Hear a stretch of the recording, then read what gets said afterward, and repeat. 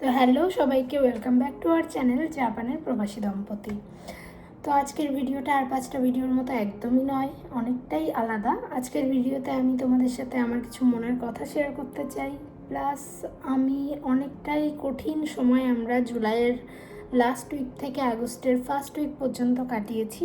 তো সেই এক্সপিরিয়েন্সটাও তোমাদের সাথে শেয়ার করতে চাই। তো চলো দেখতে থাকো। জানি অনেকের কাছে ভিডিওটা হয়তো অনেক বোর লাগবে, কারণ আমি বসে বসে শুধু বকবক করছি, কিন্তু আমার কাছে ভিডিওটা অনেকটা হার্ট টু হার্ট ভিডিও। আমি মনের কথা কিছু তোমাদের সাথে শেয়ার করতে চাই। তো দেখো, চলো কেমন লাগে, সাথে থাকো। চলো তাহলে জুলাইয়ের 20 তারিখ থেকে শুরু করা যাক। তো জুলাইয়ের 20 তারিখ রাত্রেবেলা আমরা জানতে পারি যে উৎপলের একজন জেঠিমা গত হয়েছেন। তো সেই কারণে আমাদের মন মেজাজও বেশ খানিকটা খারাপ ছিল।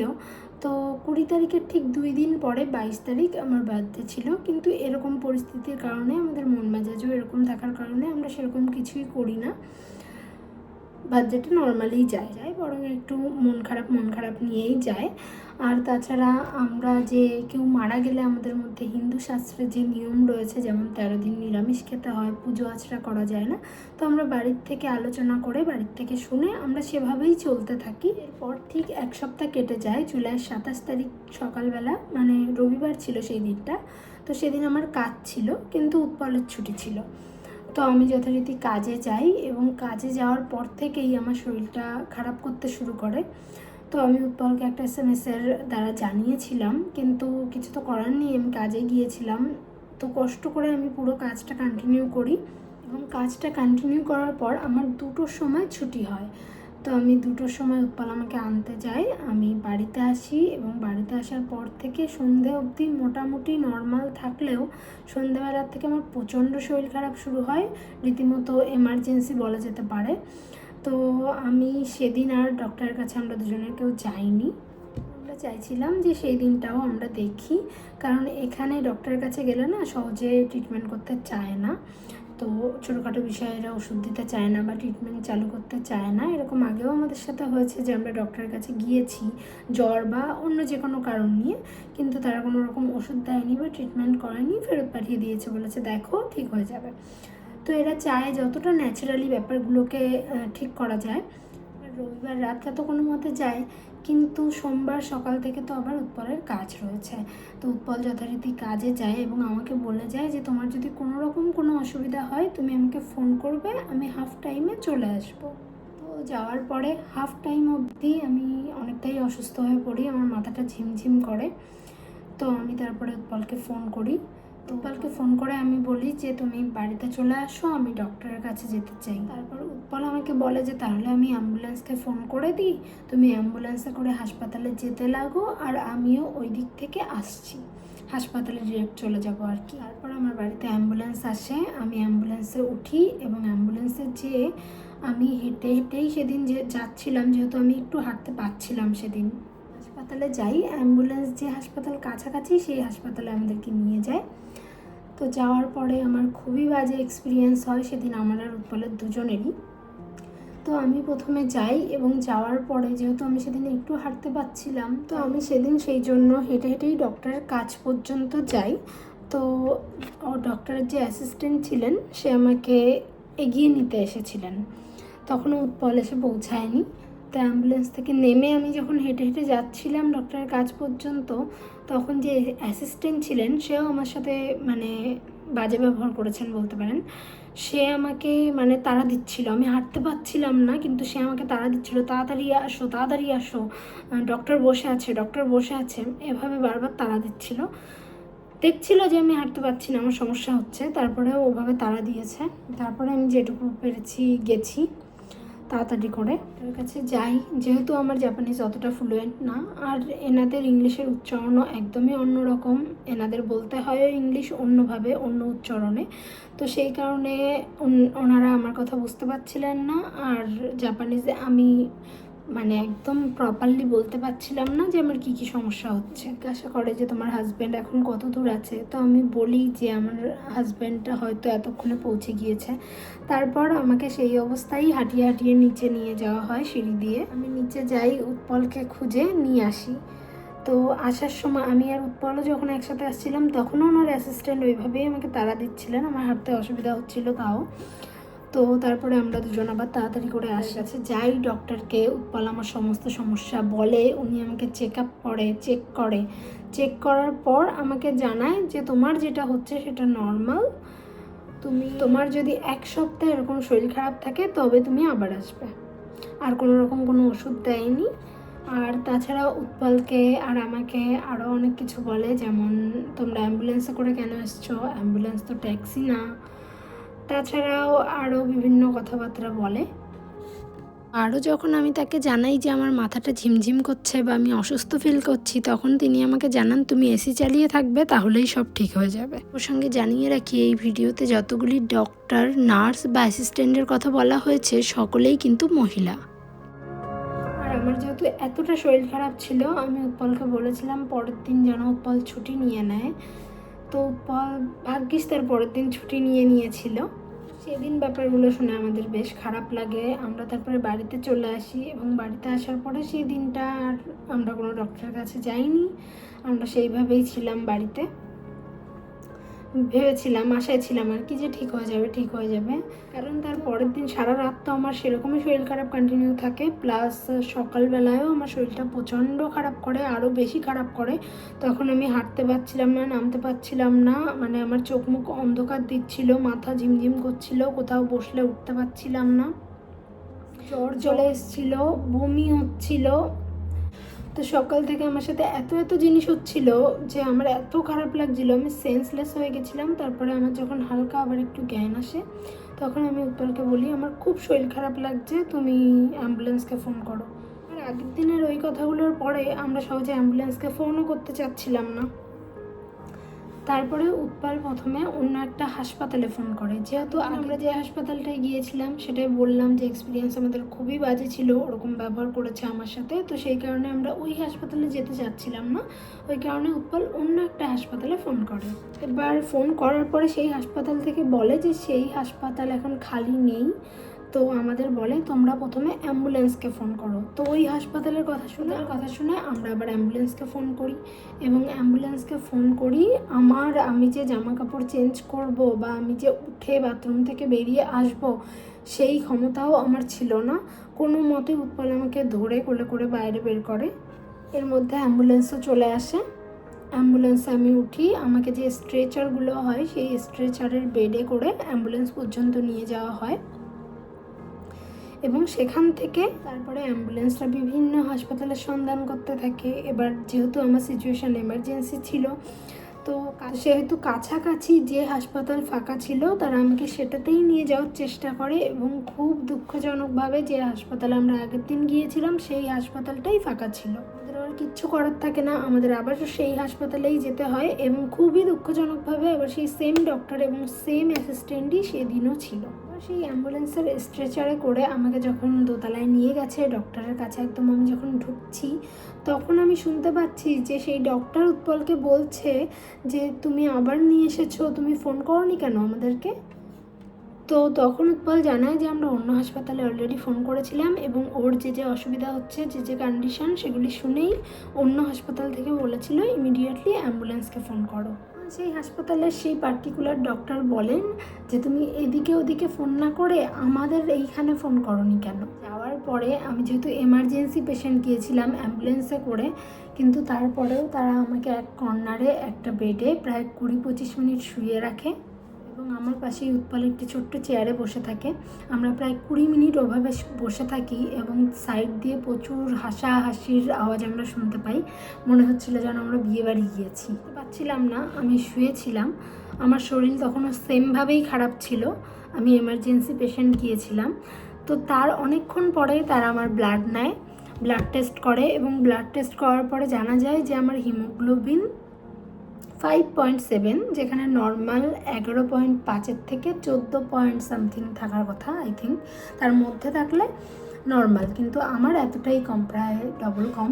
ব্লাড টেস্ট করে যখন বলল যে এরকম আমার হিমোগ্লোবিন এত কম রয়েছে, তো তারপরেও আবারও আমাদের মনে হয় 10-15 মিনিট আবার শুয়ে রাখলো। তারপরে সেই ডক্টর আসলেন, সেই পার্টিকুলার ডক্টর এসে আমাদেরকে জিজ্ঞাসা করলেন যে তোমরা কি করতে চাও, ব্লাড দিতে চাও নাকি রক্ত বাড়ানোর ওষুধ খেতে চাও।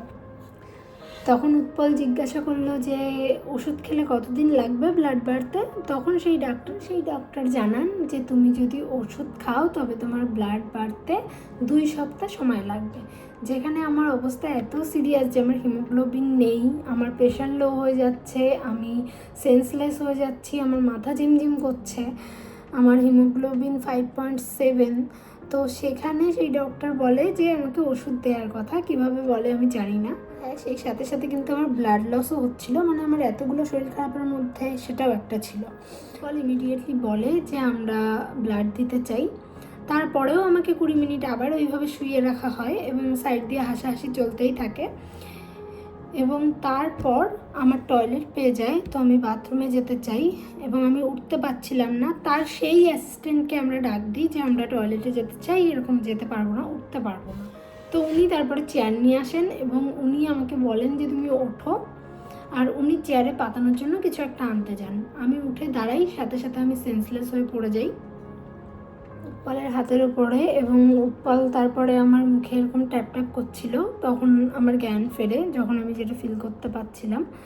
তো তারপরে দেখি আমার সাইডে অনেক ডক্টর, অনেক লোকজন চলে আসছে। তখন আবার সেই স্ট্রেচার নিয়ে আসা হয়, আমাকে এমার্জেন্সি ওই স্ট্রেচারে তোলা হয়।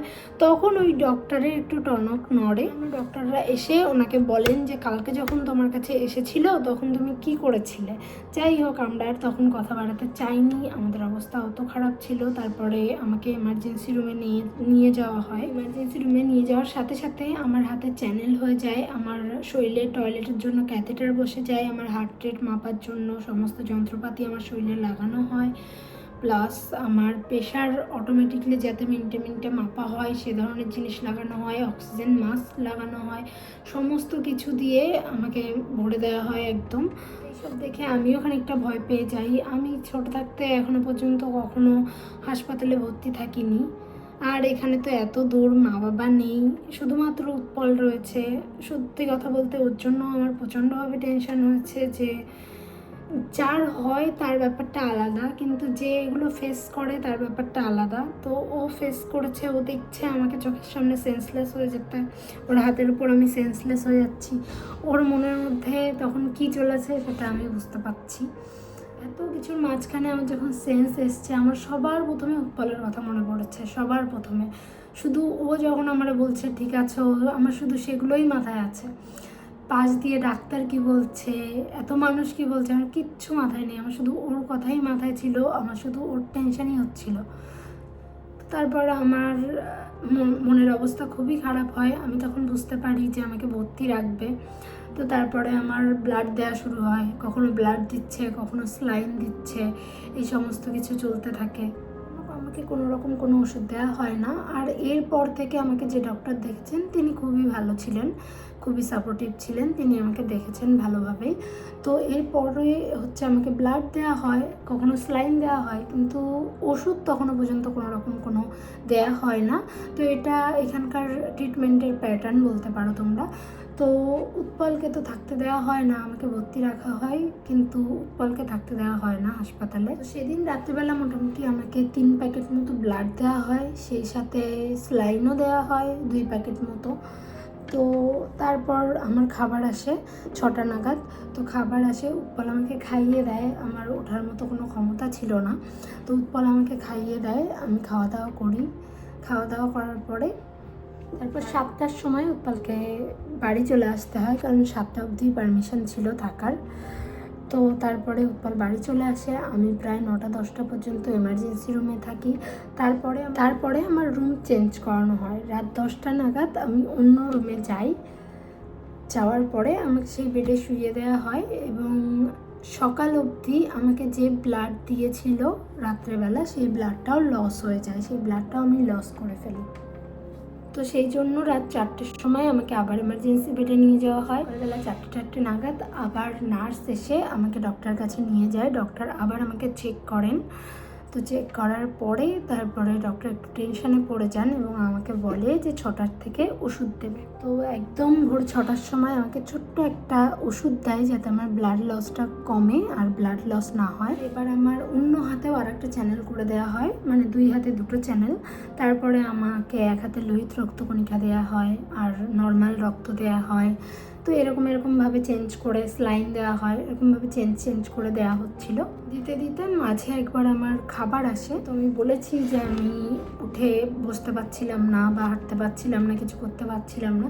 কিন্তু আমার যখন সকালের খাবার আসে সেদিন, তো সেদিন আমি মেন্টালি অনেকটাই শক্ত হয়ে গিয়েছি। সকালবেলা শক্ত হয়ে আমি একা একা হাতে ভর দিয়ে উঠে বসেছি। তো পারছিলাম না, একটু সমস্যা হচ্ছিল, মাথা যন্ত্রণা হচ্ছিল, হাত কাঁপছিল, পুরো বডি কাঁপছিল, যেহেতু হাতের ওপর ভর দেওয়া ছিল, তো শেক করছিল পুরো বডি। তাও আমি একা একা পুরো খাবারটাই কমপ্লিট করেছি। কমপ্লিট করার পরে তখন আমার মাথাটা যন্ত্রণা শুরু হয়েছে আবার। তারপরে আমি আবার শুয়ে পড়েছি, আর উঠিনি। তারপরে আমি বাড়িতে কথা বলেছি, উৎপলের সাথে কথা বলেছি। তারপরে আমার আবারও ব্লাড চলছিল, স্লাইন চলছিল, এগুলো তো চলছিলই।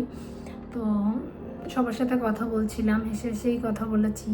আর আবার আমাকে ব্লাড দেওয়া শুরু করেছে। তো আমি ভেবেছি এবার যে আমাকে যে ব্লাডটা দিচ্ছে সেটা তো আমার থেকে যাবে, এবার আর অসুবিধা হবে না। কিন্তু মাঝপথে আমার 2 হাত দিয়ে যখন দুটো রক্ত দিচ্ছিল, মানে এক হাত দিয়ে লালটা নর্মালটা দিচ্ছিল আর এক হাত দিয়ে অন্য একটা দিচ্ছিল, সাদা বা হলুদটা হয়তো।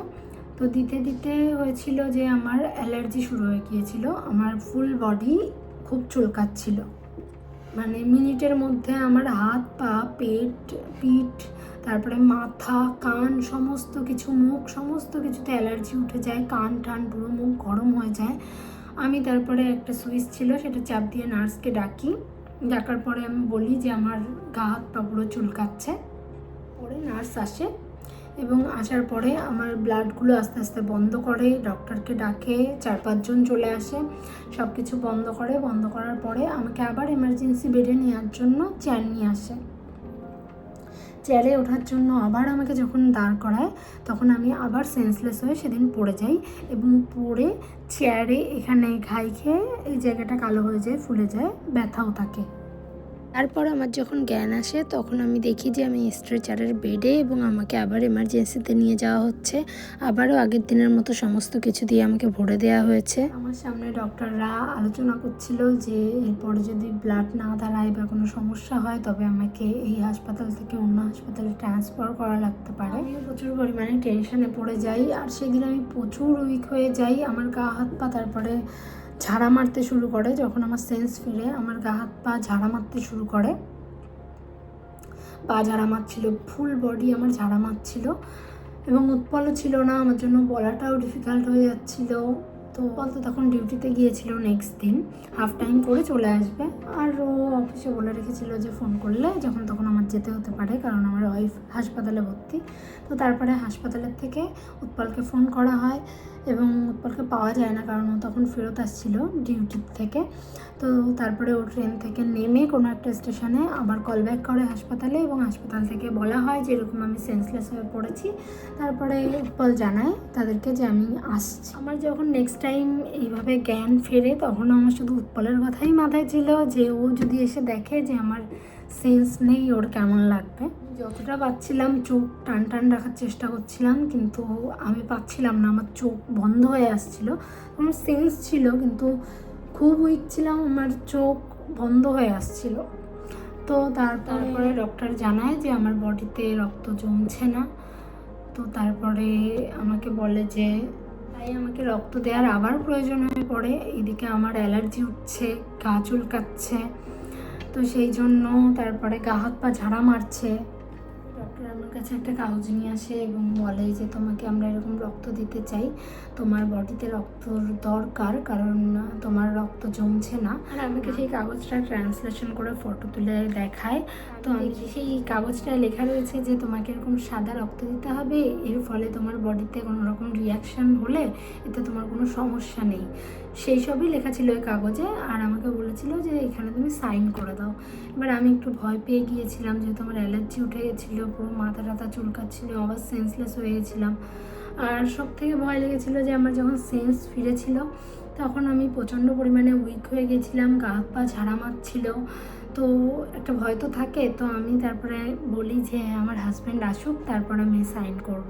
তো তখন ওরা আমাকে বলে তোমার হাজব্যান্ড আসতে আসতে দেরি হয়ে যাবে, তখন হয়তো এমার্জেন্সি সিচুয়েশান হয়ে যেতে পারে, তো এটা দেয়া দরকার, আর তোমার হাজব্যান্ড আসলে এই বিষয়টা আমরা তোমার হাজব্যান্ডকেও বলবো।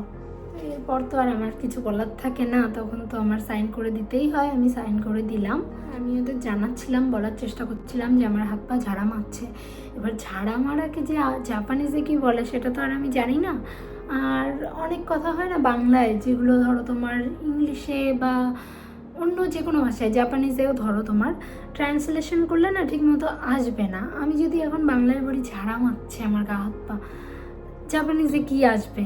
ঠিকমতো হয়তো ট্রান্সলেশন আসবে না। তো সেই জন্য আমি বলতে পারছিলাম, ট্রান্সলেশন করার মতো অবস্থাতেও ছিলাম না। ওনারা ওনাদের ফোন দিয়ে আমাকে ট্রান্সলেশন করার জন্য বলছিল, তো আমি বলছিলাম, ঠিকমতো আসছিল না। মাঝে আমাকে অ্যালার্জি কমার ওষুধও দিয়েছিল। পরে উৎপল চলে আসে এবং উৎপল আসার আগেই আমাকে সেই সাদা রক্ত দেওয়া শুরু করে দিয়েছিল। তারপরে উৎপল যখন আসে, ডক্টররা সমস্ত কিছু উৎপলকে ডেসক্রাইব করে যে আমার সাথে কি হয়েছিল, আমি কিভাবে অজ্ঞান হয়ে গেলাম। আমার অ্যালার্জি উঠে গিয়েছিল, আমি অজ্ঞান হয়ে গিয়েছিলাম, তারপরে আমাকে এরকম রক্ত দিতে হয়েছে, ওখানে আমার সাইন করতে হয়েছে, সমস্ত কিছু উৎপলকে বলে।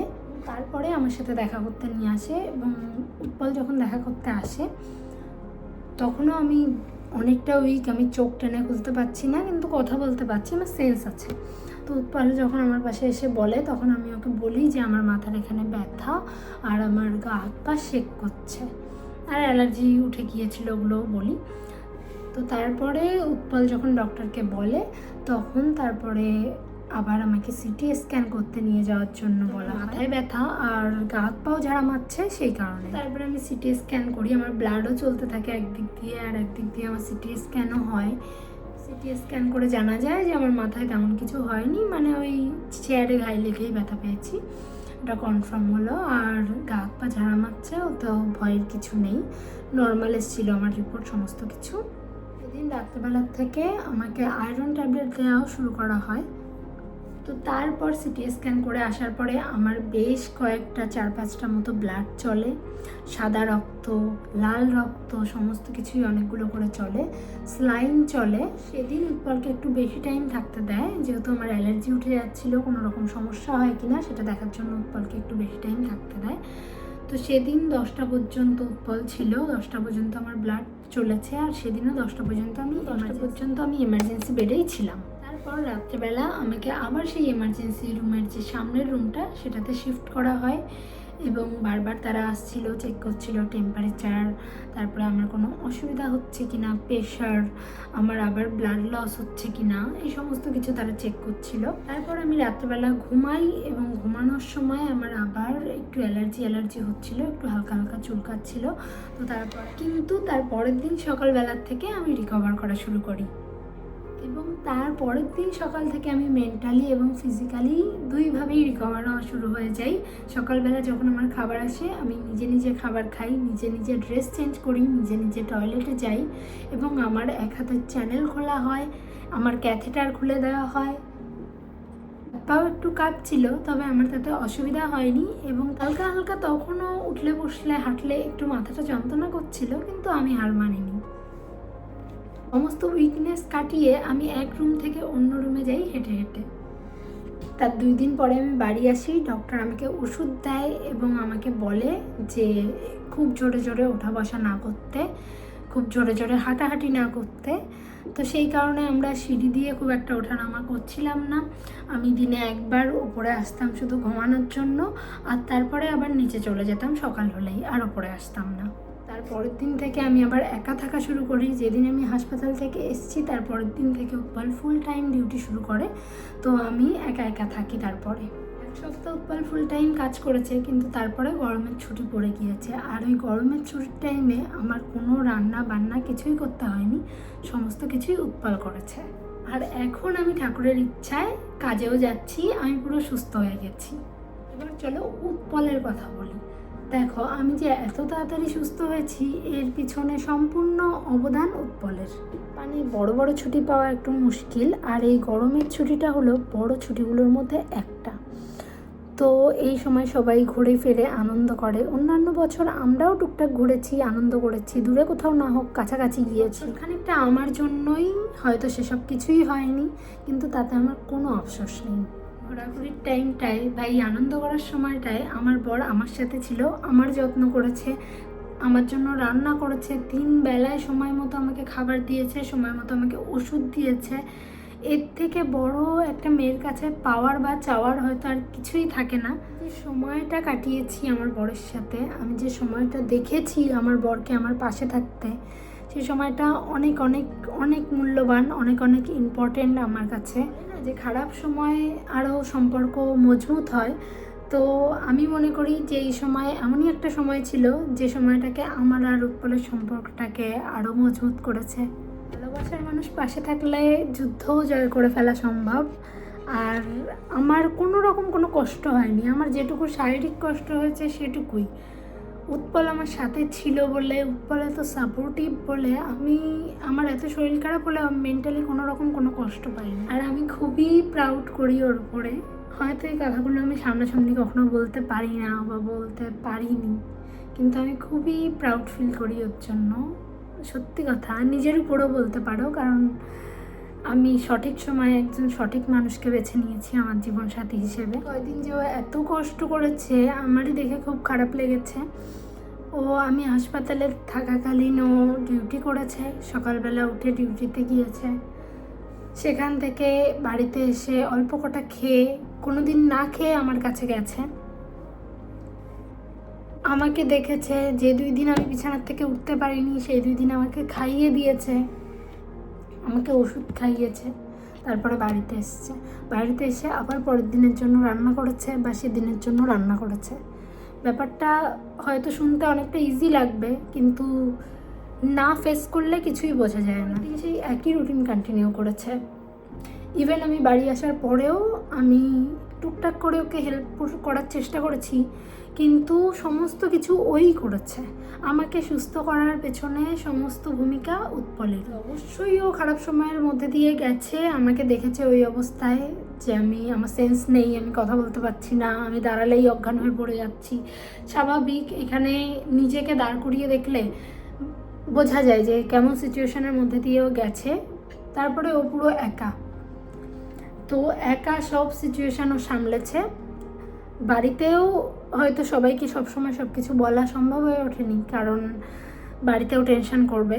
তো সমস্ত কিছু আমি আর ও মিলেই কাটিয়েছি। আর আমার মনে হয় যে বাড়িতে থাকলে এই বিষয়গুলো বোঝাটা অনেকটা ডিফিকাল্ট, কারণ পরিবারের মানুষ বা সবাই আশেপাশে থাকে, কিন্তু যারা এরকম বাইরে থাকে, বিদেশে থাকে, দুজনে একা থাকে, তারা আশা করি রিলেট করতে পারবে যে একজনের শরীর খারাপ হলে আরেকজনের কী পরিস্থিতি হয়, যেখানে আমরাই আমাদের সব, আমরাই আমাদের গার্জিয়ান, আমরাই আমাদের সমস্ত কিছু।